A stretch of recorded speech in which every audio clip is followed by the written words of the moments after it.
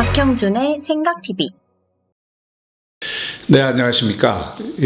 오늘은 트럼프에 대해서 좀 이야기해 볼까 싶습니다. 전 세계적으로 지금 가장 화제를 몰고 다니는 한 사람이 있다면 역시 단연 트럼프일 것입니다. 조셉 나이 교수 잘 아시죠? 그 유명한 미국의 하드 파워와 소프트 파워, 미국이 어떻게 세계의 최강국이 될 수 있었는가에 대한 이론을 내놓은 국제정치학자 조셉 나이 교수가 최근 칼럼에서 이런 얘기를 했어요.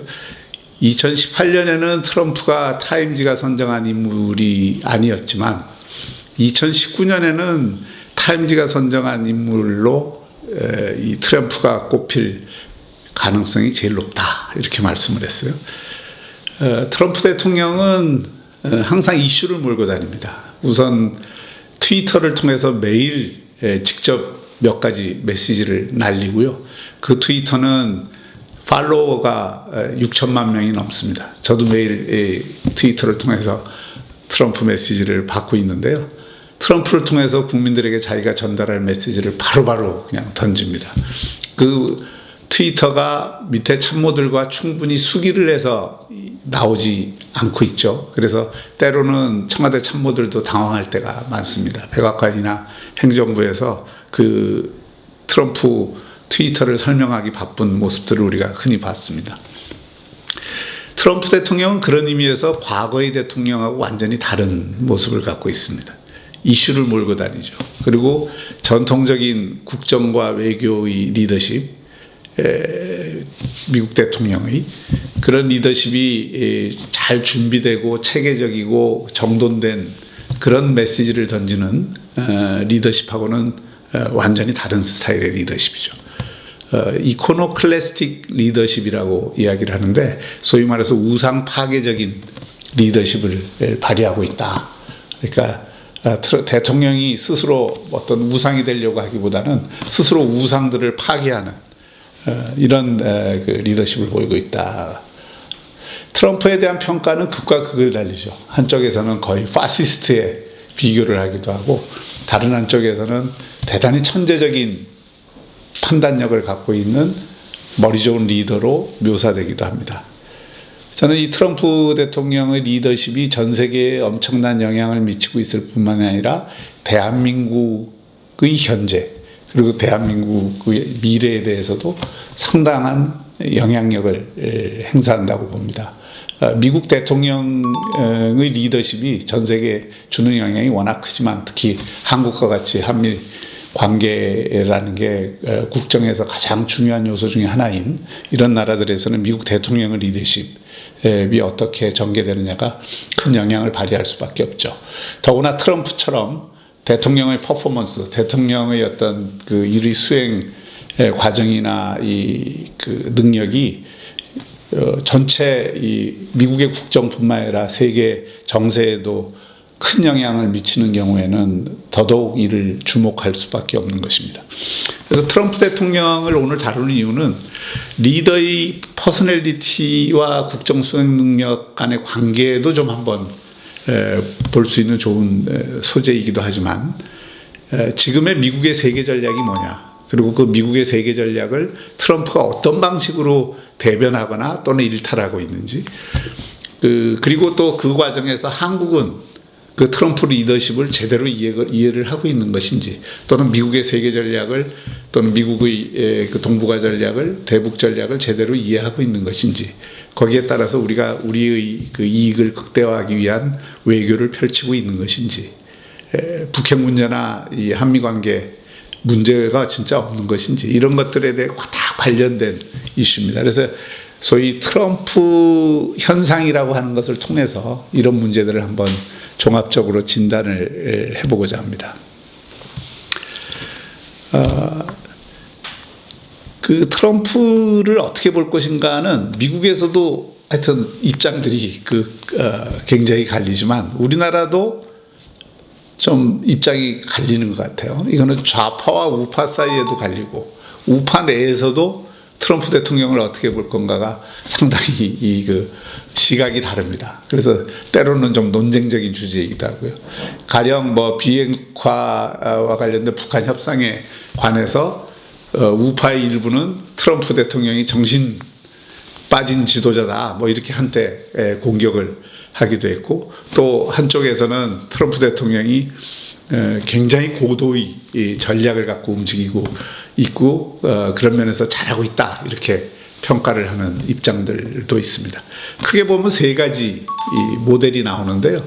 하나는 트럼프 대통령을 내키는 대로 하는 감정의존형 리더십이다, 이렇게 리더다 이렇게 보는 입장이 있죠.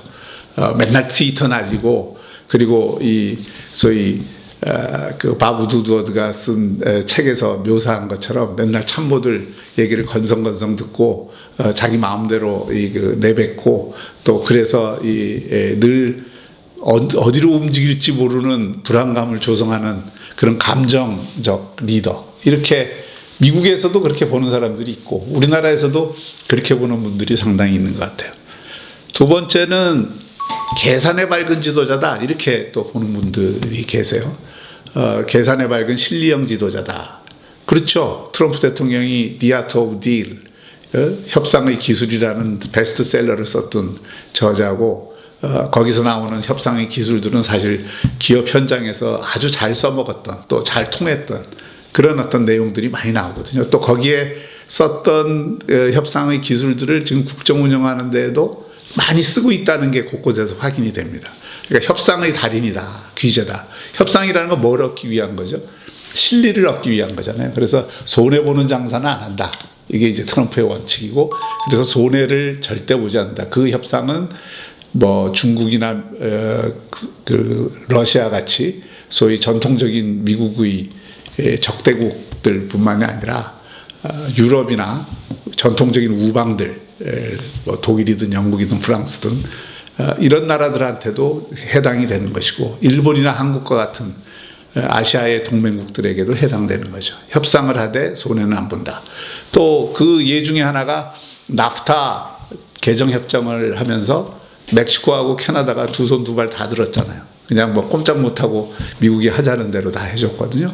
이런 이제 트럼프의 모습이 있는 겁니다. 그거를 실리형 지도자 모델이라고 할 수 있고, 세 번째는 모든 행동이 뒤에 어떤 목표를 두고서 그 목표를 향해서 고도의 전략으로, 지금 마치 연극에서 연극 무대에서 배우가 쇼를 하듯이, 또는 그 연극적 행위를 통해서 사람들을 홀리게 하고, 그리고 결국은 자신의 어떤 고도의 전략을 통해서 미국의 궁극적인 목표를 달성하는 그런 고도의 전략가다, 이렇게 좀 뭐랄까 과대평가하는 그런 견해도 있고, 우리나라 문제로 돌아와서 이 입장을 대입하자면 미국이 지금 북한을 갖고 노는 거다 결국. 그래서 미국이 북한을 지금 겉으로는 뭐 김정은에 대해서 좋다 옹야옹야 하지만 결국 나중에는 북한을 정권을 갈아치울 거고, 그래서 결국 이 북한을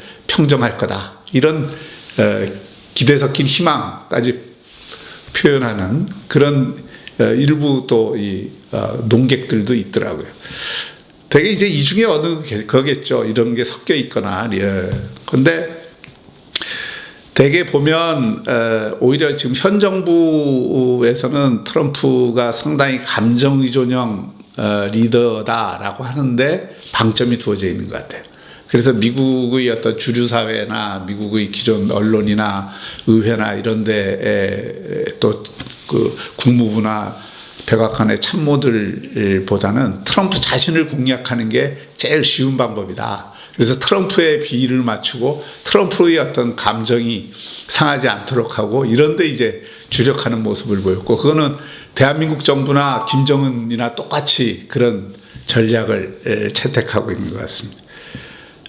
좀 계산에 밝은 실리형 지도자라고 하는 거는 우리 주류 언론이나 뭐 이런 데서 많이 소개되고 있는 관점이죠. 그리고 조금 아까 말씀드렸듯이 고도의 전략가다, 이런 거는 이제 우파 일부에서 그런 트럼프주의자들이 좀 생긴 것 같아요. 트럼프가 잘하고 있다. 그리고 트럼프가 저게 뭐 겉으로는 마치 미치갱이처럼 그렇게 행동하지만 실제로 속이 꽉 찬 사람이다. 그러니까 저 사람이 한번 일 낼 사람이다. 이런 기대가 있는 것 같습니다. 과연 어떤 걸까요? 그걸 보기 전에 우선 저는 지금 세계 정세에서 역시 주도권을 갖고 있는 건 미국 아닙니까? 그래서 미국의 전략이 뭔지, 미국의 전략이라는 게 과연 대통령의 퍼스널리티나 대통령의 기질 또는 대통령이 자기 마음대로 생각한 걸 가지고 미국의 전략이 만들어지는 거냐, 이렇게 질문을 먼저 해볼 필요가 있고요. 그런 관점에서 보면 그렇지 않다. 미국이라는 나라가 그렇게 간단한 나라가 아니다. 미국이 트럼프가 아무리 좀 기존의 전통적인 리더십 스타일하고는 다르고 전통적인 대통령하고는 다르다 하더라도 그 사람이 지금 세운 미국의 전략이라는 것은 또는 그 국정 운영에서 기조를 갖고 가고 있는 정책이라고 하는 것은 미국의 큰 전략의 테두리 내에서 이해될 수 있는 것이다. 그래서 이런 측면에서 미국의 전략을 제대로 이해하는 게 우선이라고 생각이 되고요. 단적으로 말하면 아메리칸 퍼스트, 이게 이제 트럼프의 전략이라고 얘기되지 않습니까? 이것은 트럼프 혼자 만든 것이 아니고 트럼프의 미국의 전략 그룹이 만들어 낸 것이라고 볼 수 있어요. 특히 미국 공화당의 우파의 생각들이 반영이 된 것이고, 워싱턴의 싱크탱크 가운데 이 소위 컨서버티브 싱크탱크가 굉장히 많습니다. 뭐 헤리티지 재단을 비롯해서 미국 기업연구소 뭐 등등등등 해서 컨서버티브 또는 이제 좀 이렇게 온건한 컨서버티브 연구소들이 많은데, 이런 연구 싱크탱크들에서 대체로 일반적으로 제기했던 이 문제입니다. 헨리 키신저가 이런 이야기를 한 적이 있었는데요. 트럼프 대통령을 만난 뒤에 저 양반은 대통령이 될 때 선거에 특별히 빚진 사람이 없다. 선거도 공화당에 입당을 해서 하긴 했지만 전통적인 공화당 지지 세력을 중심으로 선거를 하지 않았잖아요. 자기 트위터를 이용하고 개인적인 네트워크를 통해서 이 선거를 수행하고, 어떻게 보면은 자기 개인기로 선거를 치렀기 때문에 공화당이나 뭐 그런 전통적인 싱크탱크에 비친 게 별로 없고, 또 그런 기득권을 가진 쪽하고 연계가 약하다. 이 얘기는 거꾸로 얘기하면 사적인 이해관계 또는 사적인 네트워크가 상당히 중요한 영향을 미칠 수 있다라는 걸 한편으로 보여주면서도 그런 어떤 기득권을 가진 생각들에 얽매여 있다기보다는 그런 어떤 새로운 생각을 하는 싱크탱크나 공공기관의 아이디어에 훨씬 더 쉽게 적응이 될 수 있고 그 영향력이 오히려 커질 수 있다. 다시 말하면 미국의 공적인 기관들이 만든 이 리포트를 신뢰할 수 있는 가능성이 더 크다. 오히려 헨리 키신저가 이렇게 얘기를 했어요. 생각의 힘을 키우다. 박형준의 생각TV.